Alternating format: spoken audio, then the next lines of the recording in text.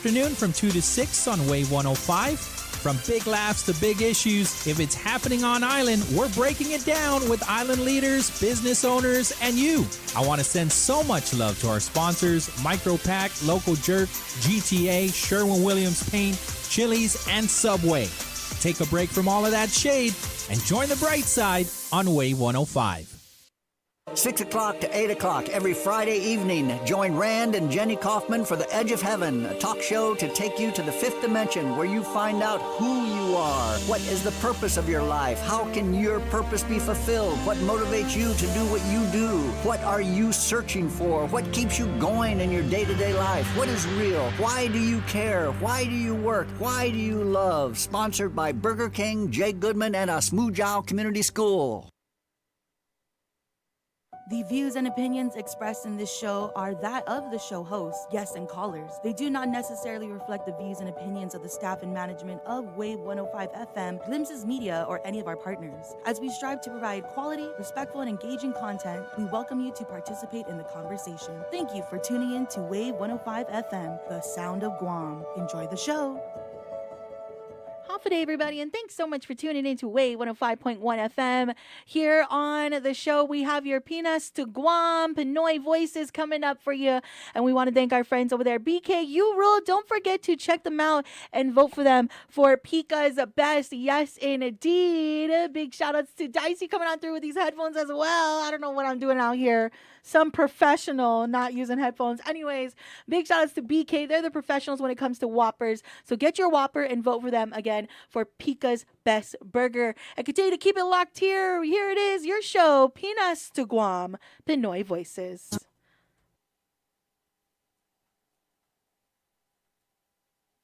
Morning felt the sun, then it kissed my skin. I thought I won.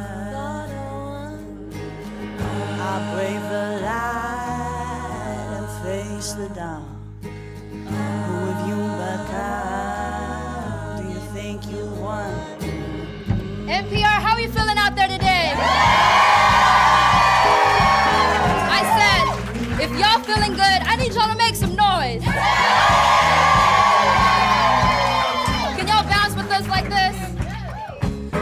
Can y'all follow me and put your hands up together just like this? Follow me like this. It goes, clap, clap, clap, clap. Let's do that again. Let me hear it. Half a day mabuhay, everyone. You're tuned into Pinas to Guam, Pinoy Voices, where we celebrate our stories here on Guam. So not just the Filipino community, but the stories of our communities here on Island. So I'm your host, Luella Lucino, and today's episode is, again, extra special because we're talking about culture, identity, and believe it or not, halo-halo.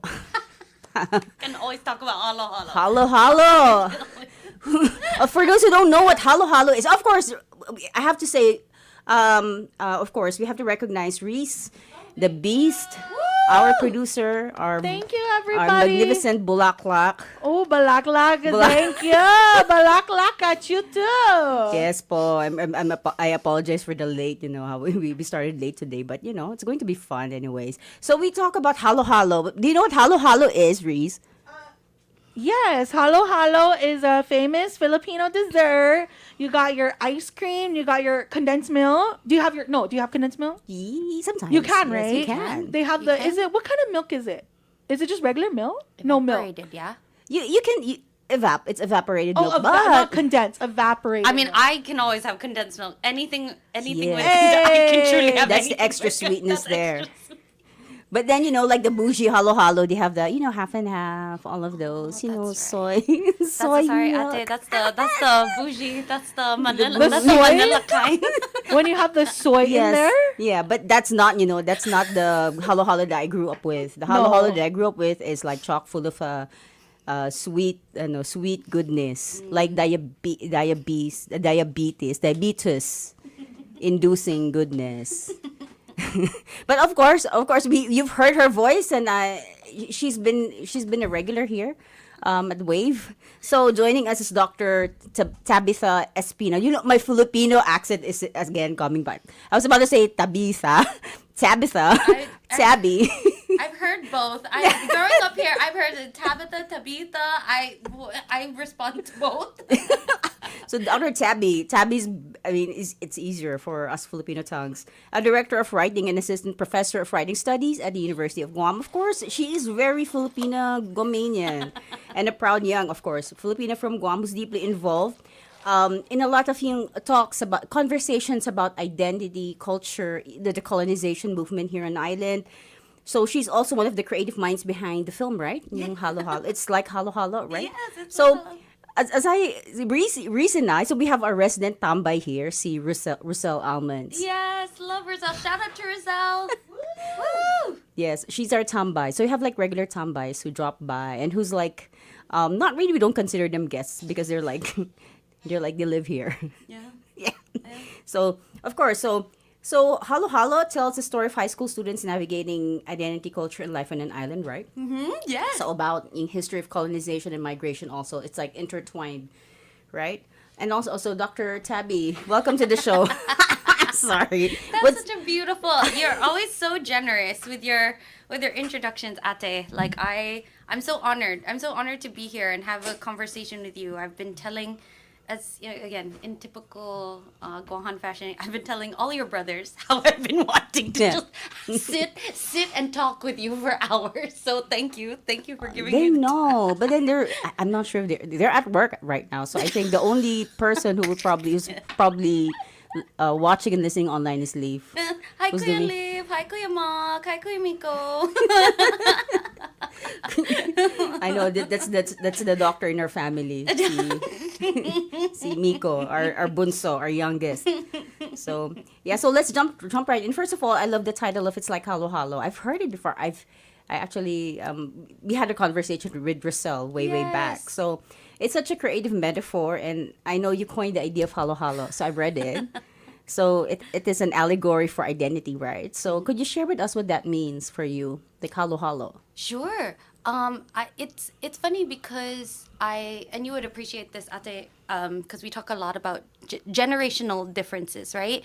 And so when I was thinking about my family's migration to Guahan across 3 generations, so I'm a 3rd generation Filipina, and I would read all this stuff about like Filipino American identity, and I keep thinking like,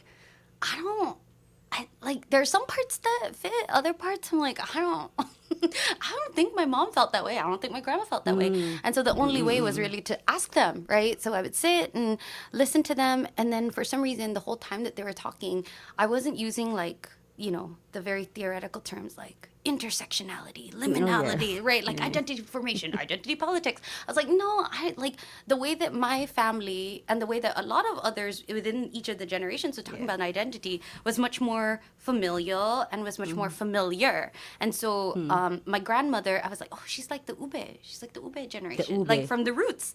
And then my mom, 2nd generation, I was like, oh, she's like sapin because she, you know, she can still move very easily and she knows very much like this is part of my Filipino identity. This is the identity like that I developed when I was here in Guam. And then me, I was like, I don't feel any of that. I'm just kind of all mixed up. And I thought of like halo halo, just like, oh, let's throw. I thought of myself. You throw everything together, you put milk all over it, white milk all over it. I was like, that's me. And I can't tell, even now, there's some times when, it only became more pronounced when I moved to the States, but like I'll say a word. I'll say a word. Yeah, I'll say a word, and then at first I'll think it's English, and then they'll be like, no, we don't know what that word is, and then it goes to, is this Chamorro? Is it Tagalog? Like, and so it really, like linguistically, but also in terms of like my culture, it all gets so mixed up. And then so I wrote about it in Mariana's Mosaic, and then also for a piece that I did with Oregon Humanities, hashtag support the humanities. It's important. Support the humanities. And then Rizal, we were having conversations for Filipinos for Guahan, and Rizal's like, I really enjoyed that piece.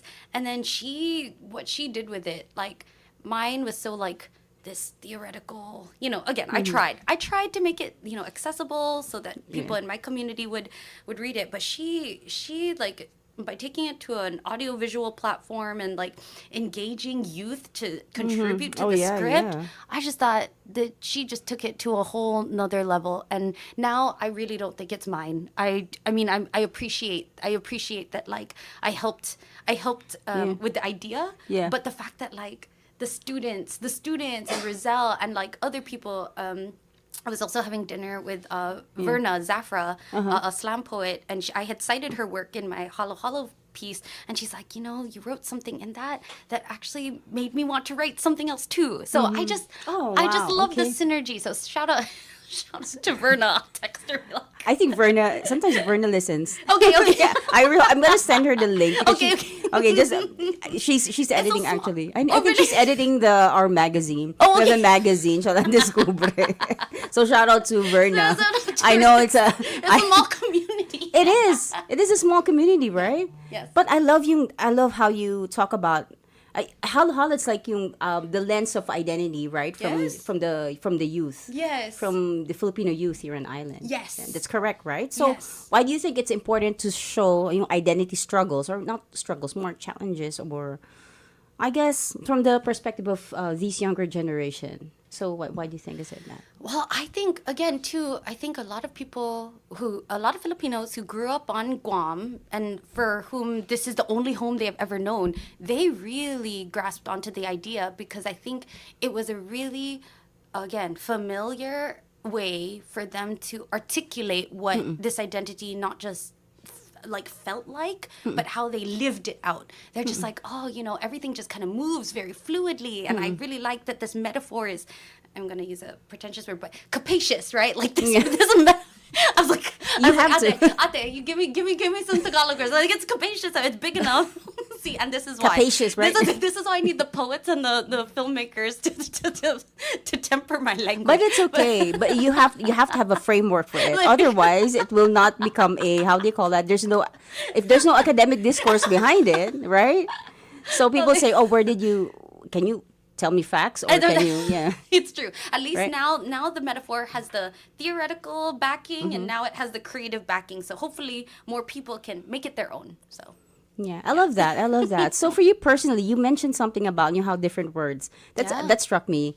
Like when you're off island, you're not here on Guam. No, yeah. When you're but when you're in somewhere else, like where you currently work right now. Yes. Is that you see it's different. It's not just being Filipino, right? No, and that's the thing. So when I moved to the States, everyone's like, you should get together with the Filipino Americans. And again, not to knock those communities. Like, they're doing really, really good work, really good advocacy. But I would be in those spaces and I'd be like, I don't fit in here. I see what you mean.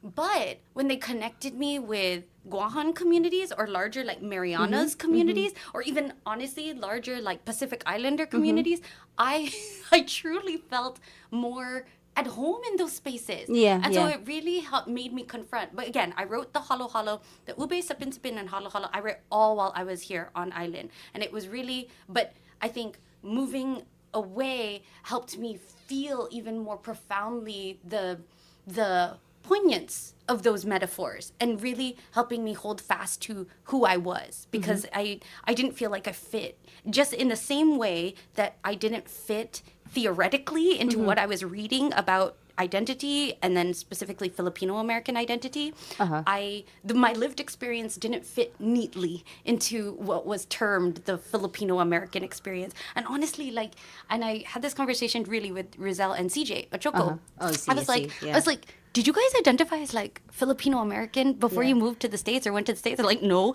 I was like, yeah. And I was like, I didn't even know I was Asian American until I moved to the States. Because in my brain, living here in Guam, it's like, oh no, Asians are East Asians. Like, I'm not Asian, I'm Filipino. Yeah. So it's very different.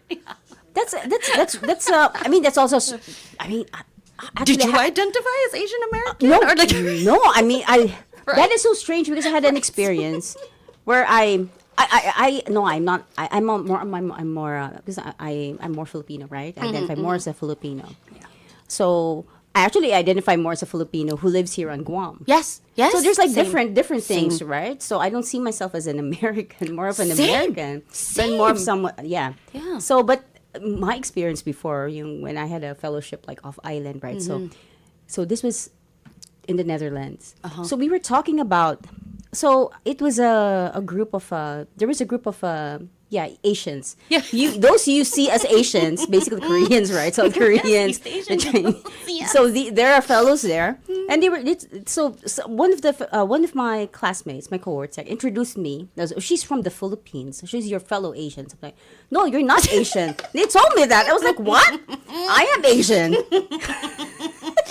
Or like in the census, it's like, oh, I don't know. Like, what do I do? What do I say? I mean, also there's also this discourse about how Filipinos are not considered Pacific Islanders, Yeah. right? Yeah. Pacific Islanders are Asian, Yeah. AAPI. Yes. So what do you feel about that? I mean, there's a lot of layers to unpack here, but then Yes. but about Filipinos not being considered as Pacific. Some Filipinos consider some Pacific Islanders, but some say that you're not part of that community. I think, what is it called? So I get this question a lot because, again, like the way that our identities are racialized depends on the specific space. And so I think here it makes sense for a lot of people to be like, no, they're not, they're not quote unquote Asian as we understand Asians, which is mostly East Asian. They're Filipinos. So I feel like a lot of, and especially those who are living or who've been generationally on Guam, I think it's very easy for them to be like, yeah, I feel more, Pacific Islander. And I know, but I also understand that like in the larger scheme of, again, like racialized politics, there's so little resourcing, and for me, it always goes back to that. Unfortunately, like identity politics is very much tied to, like, in a capitalist system, it's very much tied to resources, and representation, and a recognition for me of sovereignty, right, which is like more important than any of that.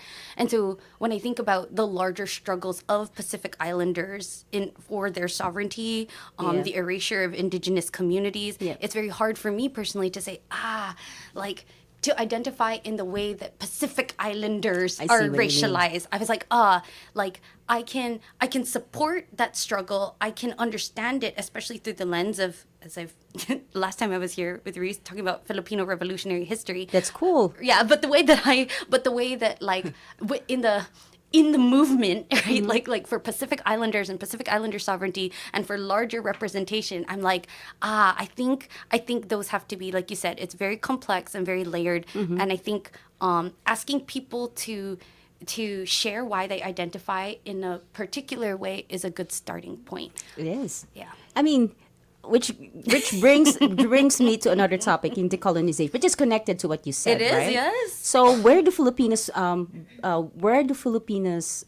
are? I mean, in the whole decolonization movement here on Guam, because like speaking of Pacific Islanders and the communities here. Yeah. So how we're at which point or which are we allowed to enter those spaces? To be part of the conversation.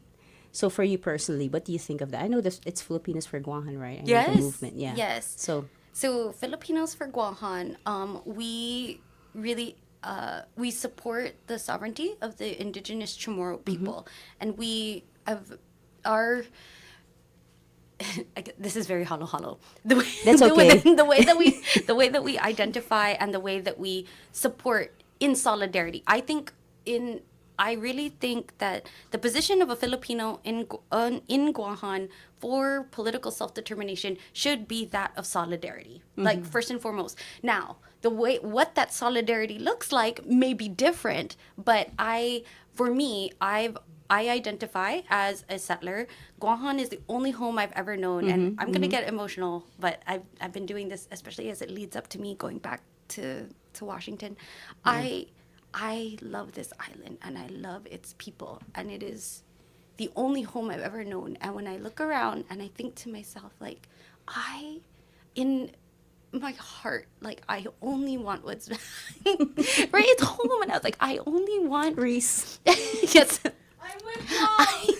I only want like the best for the island and its people, and I am so open to learning, like, what that looks like and how I can contribute to that. Because I believe in the capacity of Guam and its people. I believe in the love that has raised me, in the community that has raised me, and in the Anafa Maulek that has raised me. And I think my position will always be one of respect to. Like, why wouldn't it be, right? Like the island that raised me, that I was born in, that I'm truly rooted in. Like, I will only ever support what,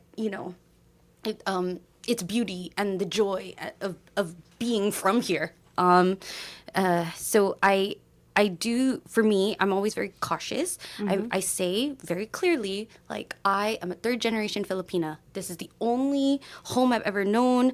I feel rooted here, and I am actively involved in, conversations about what I can do. Right? And being open to, like, what can I do with my specific position? Not to take space or resources from anyone else, but to really recognize and enrich the existing resources and the existing capacity that we already have, and to amplify it. I think that's the best thing we can do, because growing up here, it's like, it's undeniable. We have such a rich community. And I think once we realize, once we individuals realize that, like, gosh, I come from such a rich and beautiful and, like, abundant place.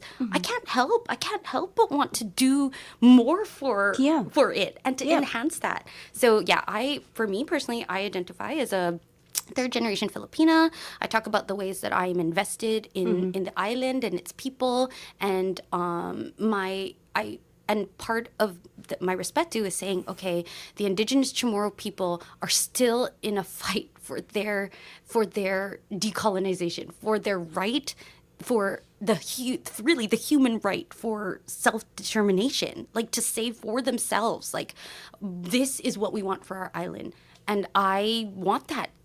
I want that for the indigenous Chamorro people. And again, like, I think in the same way that Filipinos fought for their independence, in the same way that they had to go through multiple political statuses, in the same way that, like, like, when I read Rizal, I always get, I wish I could be like you and read it in, Tagalog, but I have to do the English translation of No Limit Hungary and El Filibusterismo. But when I read Rizal, I just think these are people that knew what they wanted and were willing to fight for it. So I always ask myself, how can I join in the fight for what I believe is the right of the Chamorro peoples to determine for themselves what their political status should be, and contribute to the larger process of decolonization, which, again, I know is very buzzy. We talked about this in the town hall yesterday. People hold decolonization, right? And they think, like, that's good. And they brought up, Filipinos. And I was like, oh, I'm so glad that they're, like, touching on this. Yes. Which brings me to the question. So last night, how was it? Was there Filipino representation that was the meeting last night in Vigo, right? The town hall, to talk the decolonization. And I think it's really good that they provided space for people to talk about, right, the three movements within decolonization, and to say that, like, decolonization is not advocating for any one of these. It's saying that we have the right to determine for ourselves. Is it free association? Is it independence? Or is it statehood? Right? And allowing space for that. That is the process of decolonization. Because I think people immediately go to, like, oh, decolonization is gonna, get rid of the military. It's gonna be racist against Filipinos. And I'm like, no. But that's where the conversation comes in, right? That's why we're creating spaces for those concerns to be raised, and for Filipinos, I guess, and other communities here to see what are the options. And then to imagine themselves. That's all I ask. Like, Filipinos, imagine yourself, like, with the love that you have for the island, with the experiences that you have, how do you see yourself contributing to these conversations? If you can imagine how you might, contribute, think about, even for me, I took it as, like, a learning experience, like educating myself. Of course, I have my ideas, but it's like, oh, I want to know what other people in the community are thinking about this. So, especially for those who've been here for a long time. Yes. It's for me as a fellow settler here. So I wasn't born here. I settled here, but then of course there's a respect for those who, for the Chamorro people who are here. You also have to learn. You have to educate yourself. Yes, it's learning. So I think we owe it for the island. Yeah. And respect too, really. Yeah. and like, yeah, right? Like, Who welcomed yeah. us here. Yes. Yes. And Yes, it's not, yeah. yeah. And what is it called? Yeah, I didn't realize that like I operate in so much mamala like all the time. I'm always like, oh, is that the right? Like, I is see. that the- Yeah. And then Yeah. and I was like, oh, but it's also like right? Like the worst thing you could be called is like no, like walang right? It's like oh, I Yes. need to like Walang hiya is no shame. No shame. Walang hiya. right? And so it's like Yeah. okay, how can I operate in a way that like I'm being respectful, I'm being like I don't know how would I like courteous or considerate, right? Yeah. It's like okay, how can I move in spaces where I'm showing respect to others and I'm not causing shame or placing shame upon me or in my mind like the biggest one like causing shame upon my family. Like, But it's I mean, in the whole, I mean, especially for coming from an academic background, and that's really important too, right? It's not, I think it's not really shame, but it's more of an openness to learn and be. openness Yeah. to learning, yes. Yeah. I'm trying to think of Filipino word to describe it, but Yeah. it's not really walang hiya, but Right, yeah, like it's- what's a yeah. see and right, this is part of the like Filipino my mix. I'm like, oh, I can more easily identify in my brain like, oh, I'm feeling mamalo, and I was like, what's that like a Filipino equivalent? Mamalo's more like you're It get embarrassed, like you're embarrassed, yeah, like, right? You're, or like because I want to be respectful. You're like I embarrassed want or shy, right? Yeah, I want to Yeah. be yes. Or like what is it called? I think the word that I didn't know wasn't English. I would use all the time, and it took a while for people to like have the have the I guess confidence to ask me like, so what does that mean? You say it all the time. I thought bahaki. I really thought that was an English word this whole time. Bahaki. Yes, people would Oh call my it. gosh, it's not. See? No, wait, let me just stand up. No, seriously. That's bahaki. That's not an English. I'm okay. Like I had an idea that maybe it was something like of a like a chamorro thing, but I thought it was an English word. Right. Because I used it in the States a lot. And I'd be like, oh, the people would be like, oh, can I come visit you? I was like, oh, is it okay if I just, like, I'm just bahaki. And for the longest time, no one said anything to me. And then later on, they're like, yeah, you use this word a lot, but we don't know what it means. I was like, it's not English? So yes. Are you looking it up, Reese? Can you educate us? I am here. I'm gonna look it up for us. Stop, because I actually look. Bahaki is actually one of my favorite words. Same. It's one of my favorite words. I'm because bahaki right now. Exactly, right? I love the bahaki. life. I live the life. That's of my life bahaki. queen. Okay, stop. So it says here, this is from AI, so I don't know where else to go from here, but it says bahaki, pronounced bahaki, is a Chamorro term from Guam referring to a very casual style of clothing, Yes. typically worn at home. It says, well, it says here, the word can also refer to an album released by folk artist Jojo Bordagarie on January 31st, 2008, and in Hindi, the word bahaki means wander. So there's another a Hindi word as well. Oh, crazy. But it's more a chamorro. I mean, for chamorro word, Yeah. right? For us who use it. Yeah. Do you think it's like a Chamorro slang thing? Let me ask my Chamorro teacher. Hold on, let me go to my Chamorro teacher. Right, I'm growing Let's- up here. I Alright. really Ask the orthology expert, right? Doctor is Look at us. What is the orthology, right? When you refer to the words and the linguistic side of a or like etymology, like where like the origin of the the origin, word. Yes, but and the for evolution. translation, it's Yeah, you could do orthology. orthology and like the sound. Yes, Yes. correct. Well, I don't know if my Sina will wake up. Wake up, Sina. We got important questions today. let's ask the listeners. But that's true. Yeah. We can ask the listener. Did anyone else out there think it was an English Yeah. word like me? I truly, I would drop it casually, even now. And so I was sharing with Ate like everything. Really, that's a evidence of my halo behavior, and or like the when I see a cute baby again, like things I'm like always like, oh, I need to pinch, and like, oh, you're so magodai, and then but like also Filipinos do like to also like pinch cute. You say gigil. Yes, also Gigil is gigil. magodai. Yes. And I use both. I Yeah. use both like interchangeably. Yeah. But like for me, because I navigate like different types of communities, not just Filipino communities. So I also it's like I interact with a lot of different types of communities, Yes. right? So I see myself co-opting those languages in Chamorro in Yeah. my daily, especially with Reese and I. So we talk about it. So I would use Chamorro terms, And I think later on, maybe 20 years from now, I will probably forget that those are Chamorro terms. It will be co-opted in my regular vocabulary. It just becomes part of you. And that's where the halo comes in. Oh, we have a call po? Yes, but this is Mr. Kaduku. You guys can call him Mr. Koo. Hey, Mr. Koo. Half a day, Mr. Koo. Yeah, you can call me Cuckoo for short. Hey, Mr. Cuckoo. Hi, Mr. Cuckoo. You know what my bahaki is now? Oh, what's your bahaki? I used to go to Macy's and Penny and Ross, but now I can't wear that bahaki no more because it's getting very expensive, man. Oh. Even bahaki is expensive. I know. That is a real thing.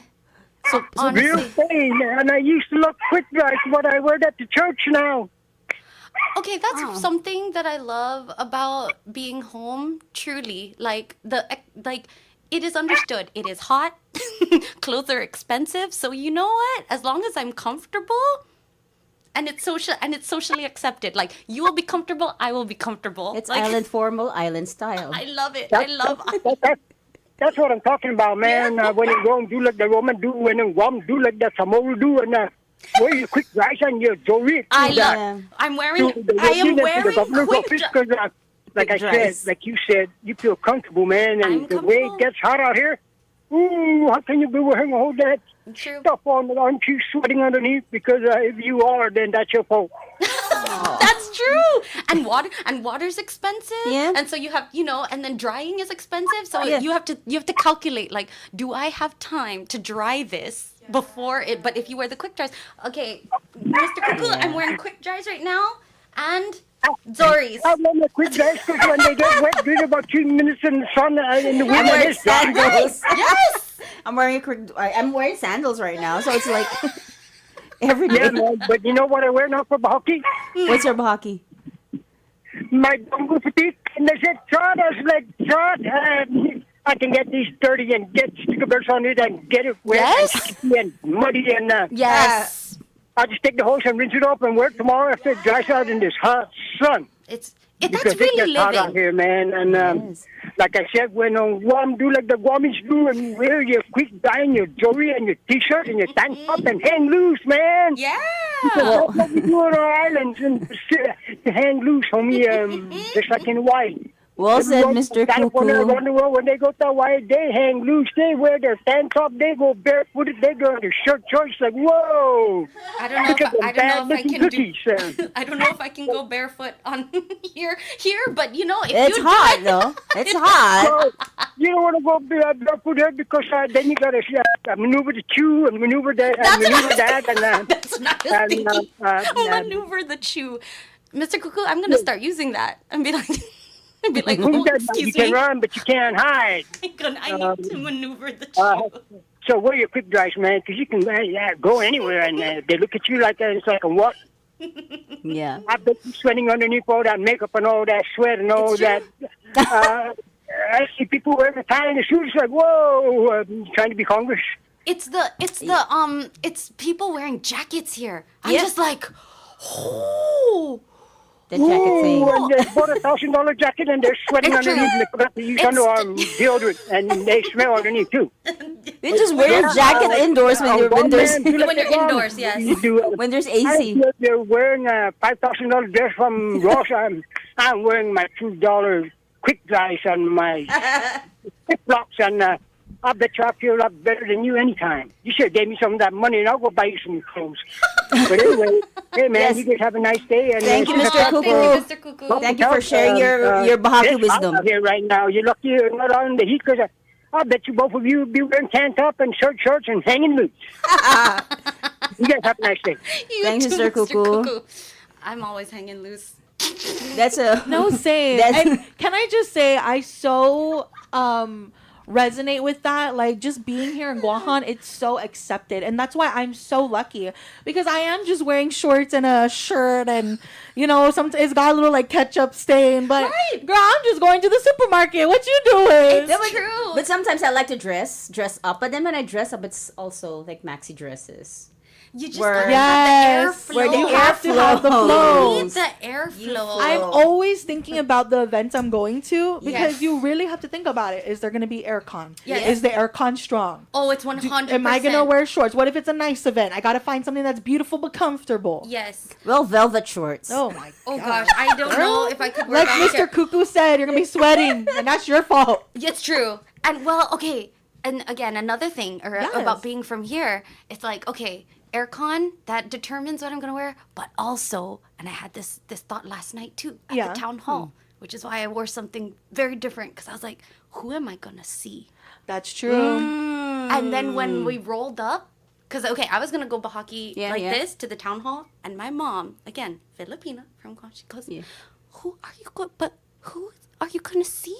And who's going to see you? And That's when a we very ro- Philippine, I mean, old school Filipino old school thing. Filipino. And we roll up. She looks, and again, shout out to Dr. Ken Cooper, who's always immaculately dressed. Ken's standing out there all regal, true Magalohi fashion. And then my mom turns to me and she goes, see, you would have felt bad if you came there in your bahaki. So self-satisfied. She's like, Dr. Ken Cooper will see you and he needs to make, like, I was like, Ken doesn't care. Ken doesn't care. And he knows that I'm always like this. But yes, and again, A generation, to not shame my family. Yeah. I wore closed-toe shoes and my feet were sweating. Growing up, that was a very full. I mean, Right. when you're seen in public, you have The to public- look. Yeah, you have to look really. How do you call that? Really. Oh, 5 minutes. so fast. I You're know, so just fast letting you and know. No rush, please. But I'm just letting you know so you know. No, Yes, this is fun. oh, this is so fun. We need more hours. Especially. We always say this every show, and it makes me mad 'cause I'm like, we do need another hour. I'm gonna talk to the boss. Hello, Reese. I think Pinas to Guam, Pinoy Voices should have another hour. Thank you. You know, Reese, can I also just say that what an extreme flex. Like, y'all, she came over, like, on the mic without headphones, with just, like, full confidence that her voice would be so beautiful, that she would be able to just, like, spit those bars. And I was just like, I wasn't, I wish that the camera could have captured my reaction. I was like, she did all that? No, when was that? Headphones? Was that the relax. Earlier, Thank like you. they walked in with headphones for her, and she's like, been doing this. with yeah. Who's this pro doing it without headphones? I was like, Reese is a pro. Stop! pro. Thank you so much. You guys are the pros, really. oh no, yes. what a flex! No, what a flex! I was just No, like, we're all flexing in here. Flexing. And that's the what's it called? That female. Oh my goodness. Fatality. What? I don't know. female empowerment thing, Oh, right? period. When you raise each other up. yes, We have to. Yes. yes. Like We have to. support women here in this. Yes, we do. Yes, we do. Watch And we out. always say that.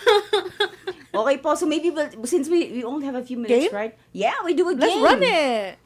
I think this is something that we talked about, right? So let's not really loosen things up. We're already We're already hanging loose. We're already according to loose with the Mr. bahaki, with the bahaki discussion earlier.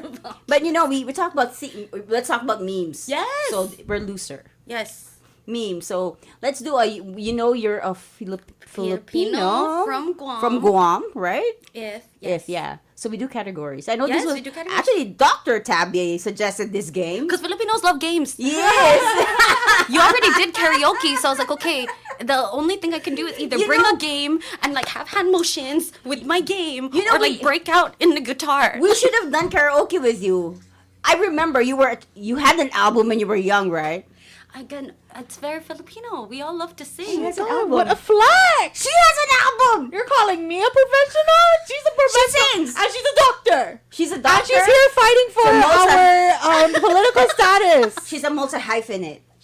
She's In Bahaki. Singer. in Bahaki. You thought she was going to be in her heels, but she's in her Bahaki And doing so this. just shaming my mom. She's like, I knew it.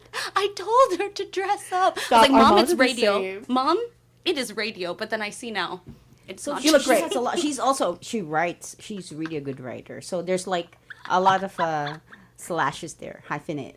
Singer. Sana, we should have done the karaoke. But then, let's next time when you come back. Yes. We start off with a karaoke, end off with a karaoke. Let's do okay, that. Paul, let's do your Pinoy from Guam, right? Okay, Yes. let's do, let's start with health. Like a Health? category, yeah? Okay. Okay. My- how about me? You, I'll start. please. Okay, I I'll was like, start. I don't know. Okay.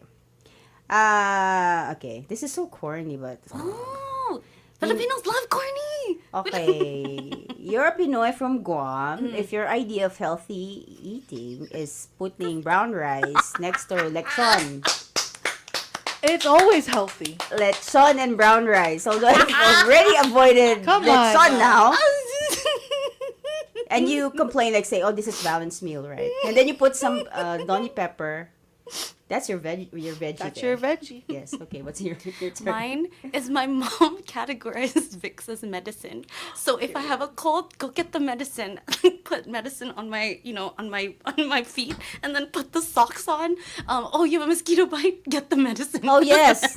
The Vicks. I Vicks love is it. an all-purpose, and then and because it has to be like sometimes they'd be like, Mom, just get the the generic. But she's like, no, you need the good one. Yes. Because it's all-purpose. It's like Yeah. mosquito bites, colds, fever, everything. Yes. Vicks, all-purpose. It's the all-purpose medicine in my Vicks. home. Yes, That's true. Like every Filipino home has a Vicks, and now they have katinko. Oh The yeah, Chinese medicine. oh, that one's strong. That one It is. is. I strong. bring it to the office. So it's like a certain, it shows your age. I bring it to the office whenever, I use it Muscle whenever. pain? Yes, a lot Headache? of things. Oh, you put it in the Headache. temples for the muscle. Yes. When I have an insect bite, Yes. I have a headache, all things. I remember offering that because I forgot my I've also offered it. People are my like, pain reliever, right? So there was one of our coworkers. He was complaining like, "Oh, I don't know, I have pain in my." It's like, why don't you use this? And it smells so bad, right? It smells good. It smells good for me, but for other people, it's like, what the hell is that? It's very common. I associate that Katinko. smell with like my grandparents. I'll be like, Yes. smells like grandma. So now, actually, that's a turn on for me, no? Kating. Ate. No, just She joking. just throwing that out there. No, I'm just joking. Making connections, also very Filipino. Just joking. No, I love the smell. I'm just saying I love the smell of Katinko. Anyway. You heard it here first. No, just erase that. Sorry, there's no edit. This is a live show. To be clear, that's not a turn on for me. So that's I love older people. Welcome to Pinas to Guam. I love older people. And with Anyways, let's go to education now. education. Education. Okay, so you're Pinoy from Guam if you have a nurse, and a teacher in your family. I have both. Our youngest, si Dr. Carla is a nurse with a PhD, with a doctorate. And I have, oh my goodness, my son is now a teacher. Oh, is he? Yes. Oh my So goodness. he's now Oh, now I'm teaching feeling old. Now I'm feeling really St. old. Anthony's. Oh my god. And Romel's Yes, a teacher. Grandma, yeah. And Leaf is technically a teacher. He's He a is- yoga teacher. He is a yoga teacher. And I used to be a teacher. So that's Yeah, nurses and teachers. My parents are both retired Guam public school teachers. My brother is a nurse, and my sister-in-law's a nurse. I'm the weirdo. She's the doctor. I'm the weirdo. But now I'm a weirdo too in the family because I'm not teaching anymore. I'm now in media. So that's weird. We just amplify. We amplify the good service that they're doing. The good service that they're doing. Yeah. So for you, okay, so another for you. Okay, Oh, yeah. What is it called? You know you're a Pinoy from Guam. You know you're a Pinoy from Guam if it doesn't even escape your note or like it's not even unusual there. It's not even unusual to see a sign again. I am like DLP FBLG Sanchez. Love my shirt. Go Sharks, right? Yeah. But I remember they spray painted no spitting. Like you said, like no running. You know, like all the things. It's like no running, no spitting. And then like I just thought that was like normal. And then when I went to the States and I like saw the schools, I was like, oh, you guys don't have signs that say like no running and no spitting? Like, yeah. But I don't know. That might just be a Sanchez. I don't know. Sanchez. I don't know. No, I was like, did you all have no that's a Guam. I think anywhere Guam from the thing. islands, right? It's Is it a no Guam thing? Because running a and lot no of our cellos, they're chewers. So that's so funny that you point that out, because I think I would be like, yeah, how come there is? They're like, what do you mean no spitting? Like, Yeah, it's just like so normal. like, But I don't know. That's what happens at home. that's really what happens. Like, yeah. And it's like in the stencil, like in the stencil, like spray paint, like The big bold, the like, big bold, yeah. boxy letters. Yeah, the boxy letters. No like, smoking. No spitting. No running. It's like as if they're like equivalent. No, like, schools in the Philippines don't have that. Oh, see, I mean- that's what we're going. That's growing up here. That's growing up here. Oh, I That's bought another one. Let's do another one. Okay. So you're Pinoy from Guam. If your weekend means you'd go to, or you mention you go to church, you go to fiesta, and you go to karaoke. Yes. I mean, that's just. I said is that me? Or I don't know. I love Guam Filipino church. I say it all the time because I go to church in the States, and their idea of like, oh, potluck after, what? Oh, dip buffet. What? Exactly. What is so that? people bring different dips, like cheese, ranch, right? What is They that? have that. Like, it's just like I guess like a themed party. So like you said it was like a dip party. So you just everyone brings a dip. I see, Yeah, no. see. And then I'm here. I kid you not. My parents' church in Sinahanya, like the Filipinos, right? All had we have gotu. We had what palitaw.